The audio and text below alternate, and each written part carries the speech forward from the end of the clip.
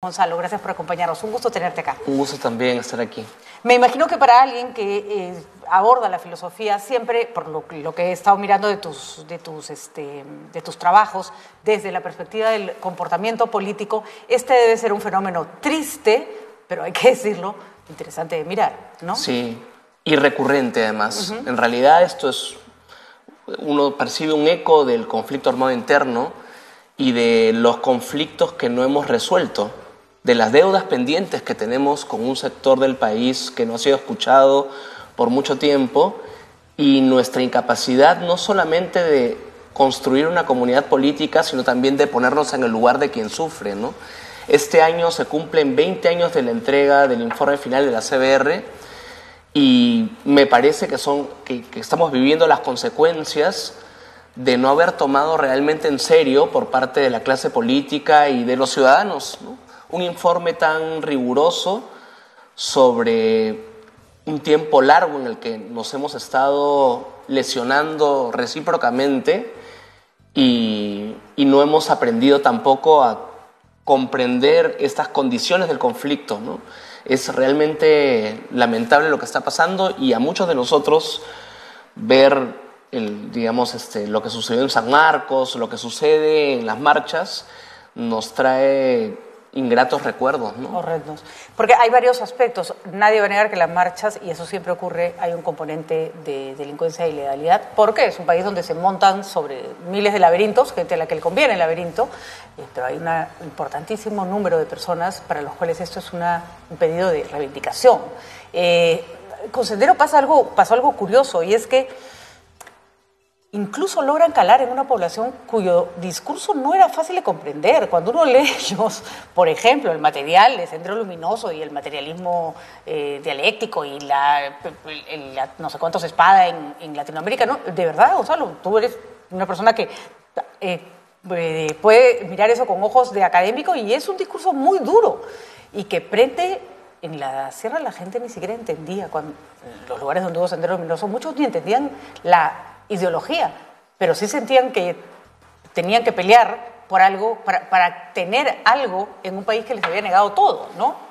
Sí. Y entonces ese germen es el que me preocupa, porque ese descontento que llevó a que personas se metieran a Sendero, que gracias a Dios no fueron tantas. Yo estoy segura que un discurso como el de Castillo hubiera provocado una rebelión mucho más grande, ¿no? Un discurso de reivindicación de culturas, de orígenes, de reconocimiento de una sociedad. Sí, bueno, el informe final de la CBR dice claramente que Sendero Luminoso fue el principal perpetrador de violaciones de derechos humanos. Claramente.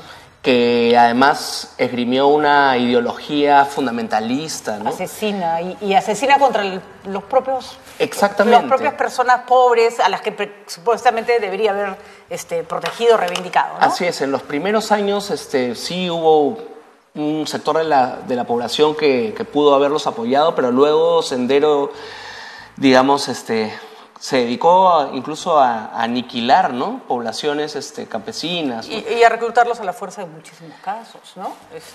Así es.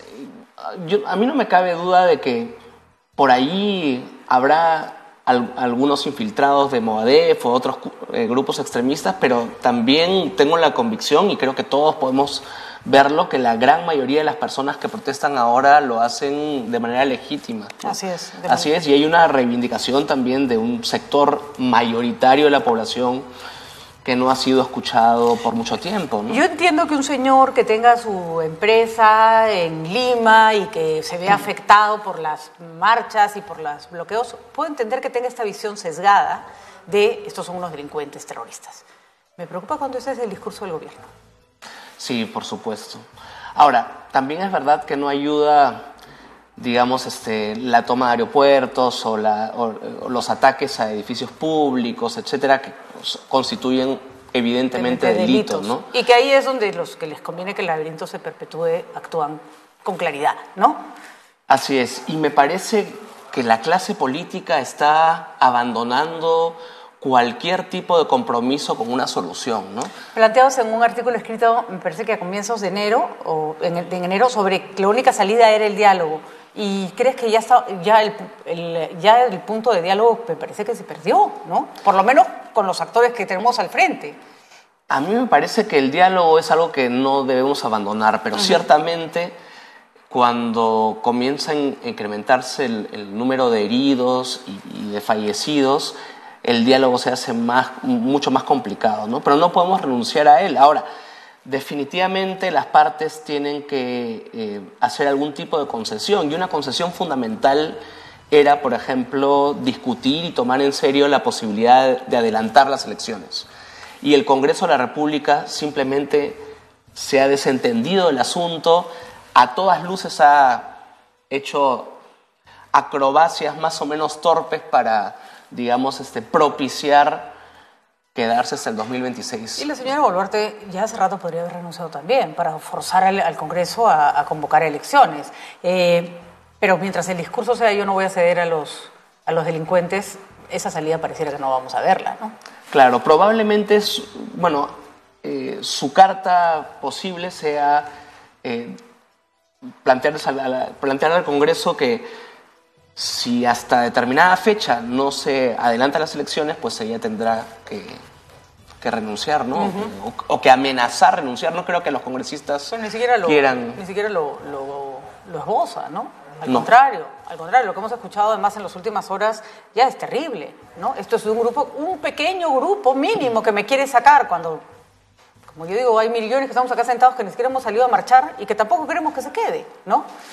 Es un problema porque parece que nadie está dispuesto a observar realmente lo que está sucediendo. Ese punto me parece fundamental. Mientras no entendamos lo que ocurre, mientras no tengamos un diagnóstico claro de lo que ocurre, no tendremos una salida coherente, ¿no? Claro, incluso en la izquierda, ¿no? Condicionar, digamos, de todas formas, el adelanto de elecciones a una asamblea constituyente me parece también insensato. Que no van a conseguir los votos. Es más, si alguien quiere hacer una asamblea constituyente y que se discuta una nueva constitución, tendrá que ser una oferta de los próximos congresistas y tendrán que aplicarlo a un próximo Congreso si es que finalmente se da. Pero no lo va a poder aplicar, de ninguna manera.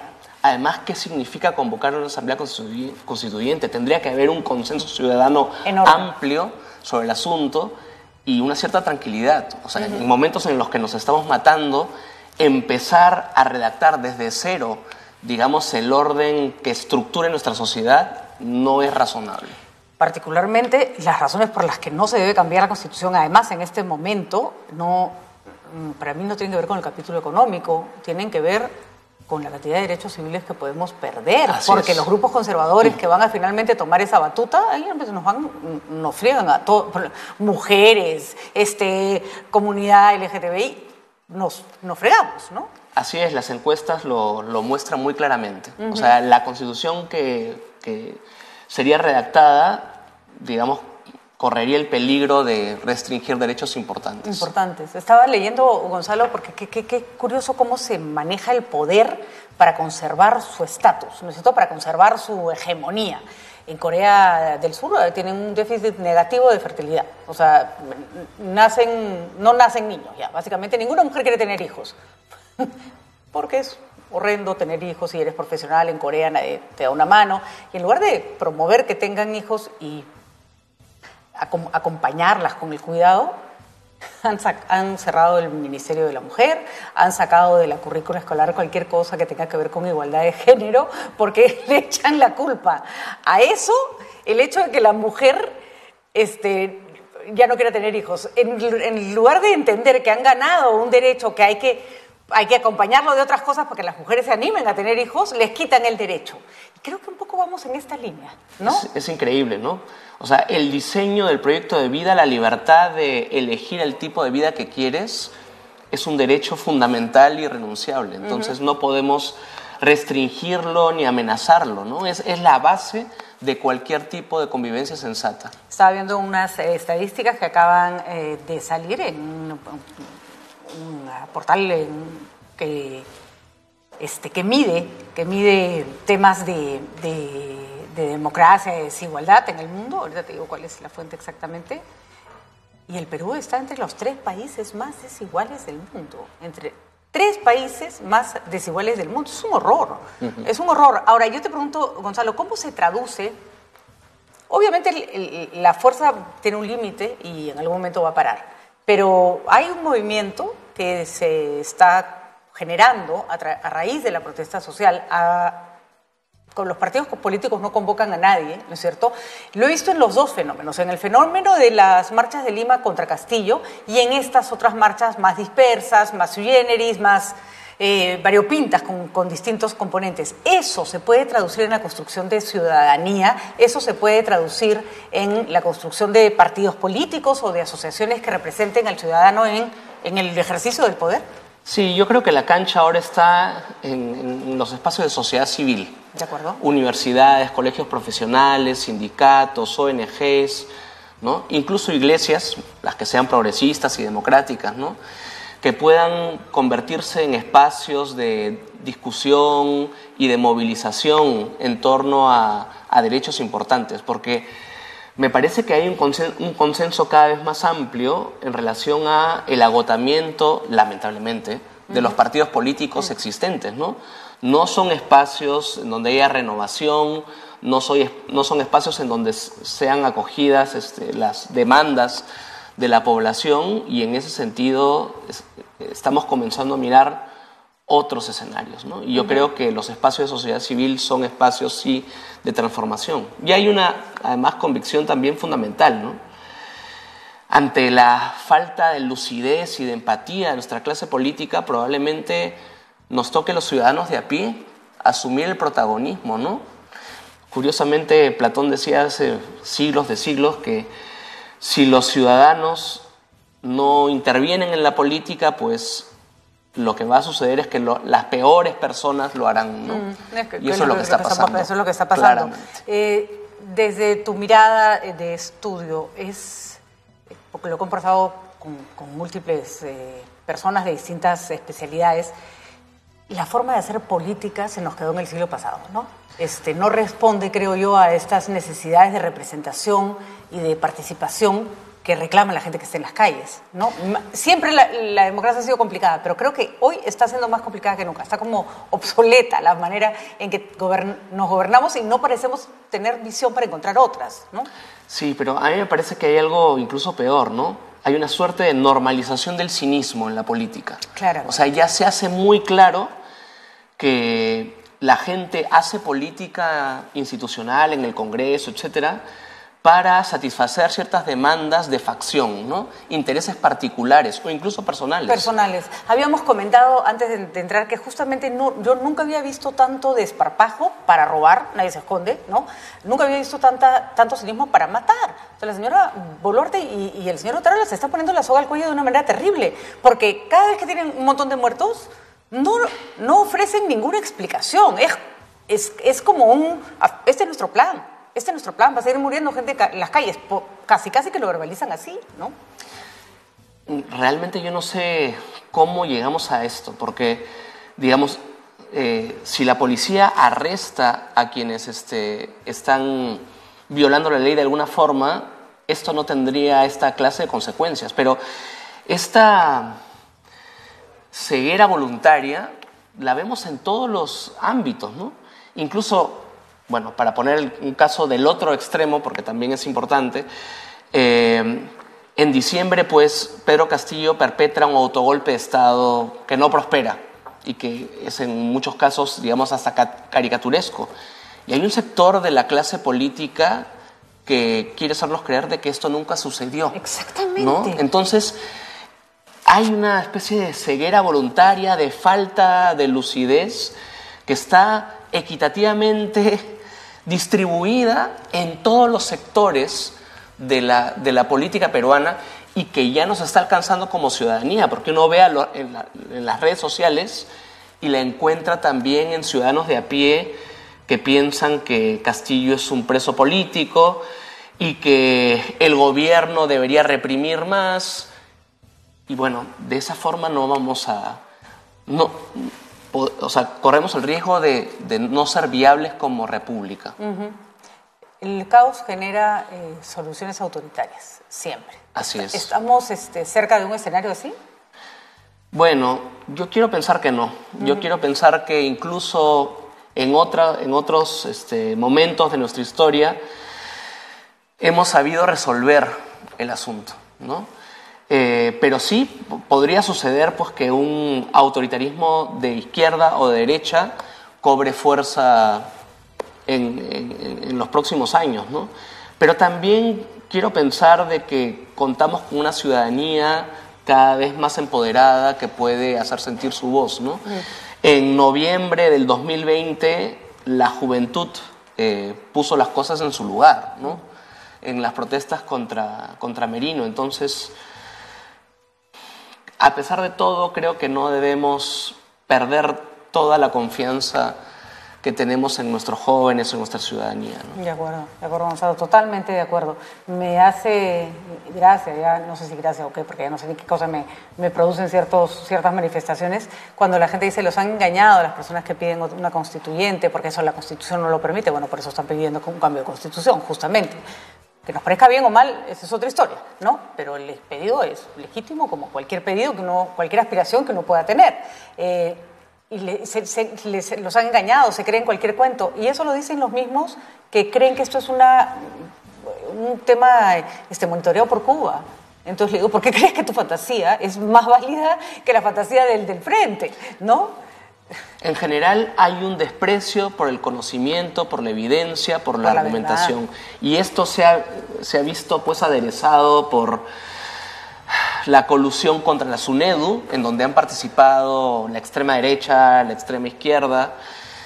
Y bueno, estamos pues bajo el imperio de la posverdad, que es un fenómeno global, pero que aquí tiene pues tonalidades muy pintorescas también, ¿no? Así es. Así es. Así es, como tenemos características muy, muy particulares. Ahora pueden ver ustedes en el Twitter, está Latinometrics, es la cuenta que es @latamdata, es su nick, que traen un estudio muy serio de los países más desiguales del mundo, que por supuesto han empeorado con la pandemia. Finalmente, Gonzalo, no se ha cambiado la pandemia, ¿no? Yo creo que además, protestas violentas se han visto en todo el mundo, incluso en países donde las protestas violentas no eran normales, digamos.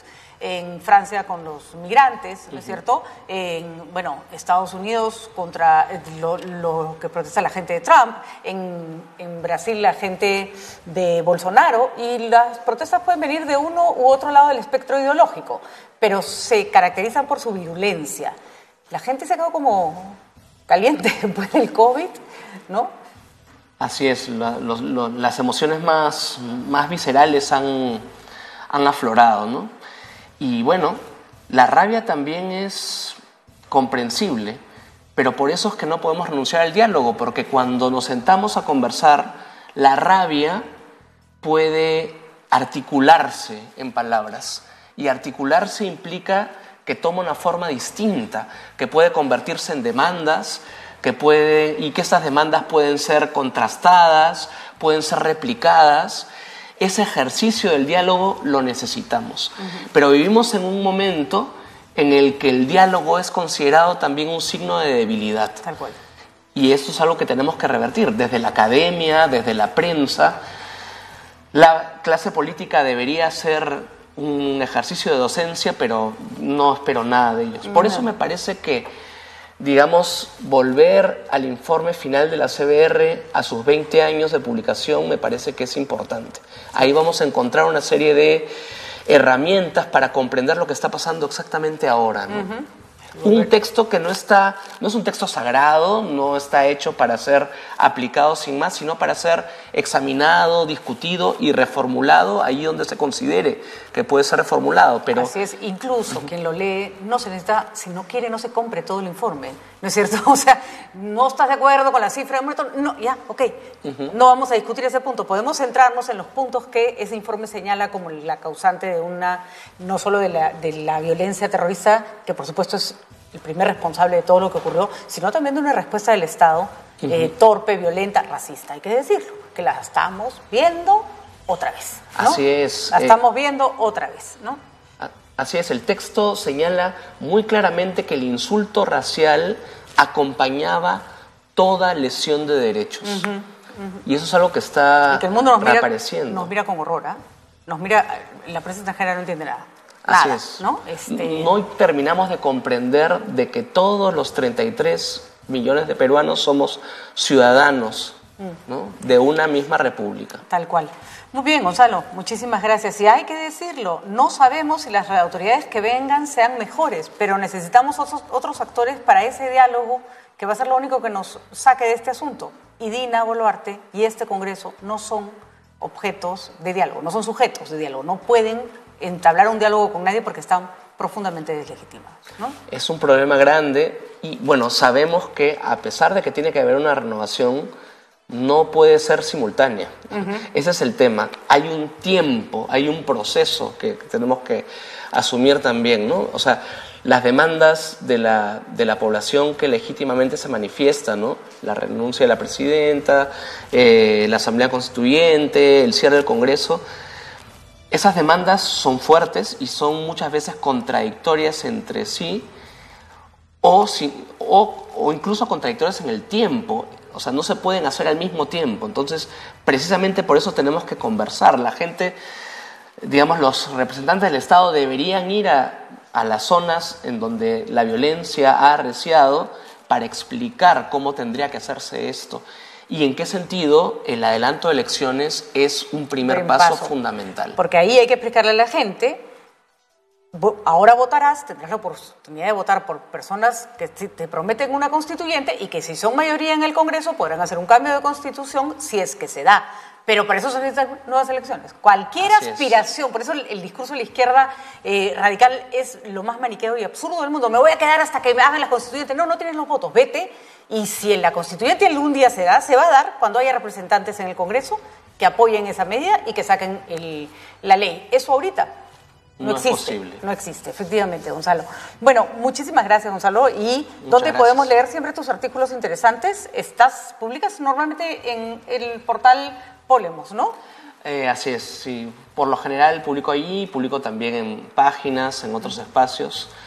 Desde la pandemia en adelante, digamos, he escrito mucho porque ha sido un escenario bastante conflictivo y yo creo que la academia tiene que estar comprometida también con pensar lo que está sucediendo, ¿no? Pocos espacios tan seguros para los profesores, o sea, a los periodistas pierden su trabajo, muchos pierden su trabajo cuando quieren, ¿no? Manifestarse sobre lo que está ocurriendo.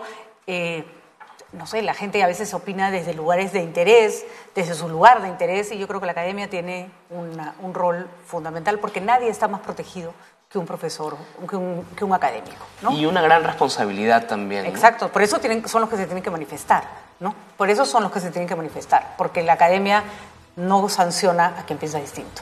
No debería, en todo caso. Y no, creo que no. Por lo menos en las universidades donde no hemos tenido el gusto de trabajar, no ocurre. Muchísimas gracias, Gonzalo. Gracias por ponerle cabeza a este tema tan importante. Seguiremos leyéndole. Polemos es el portal donde encuentran los textos de Gonzalo y otros muy interesantes para entender lo que está pasando con nuestra coyuntura.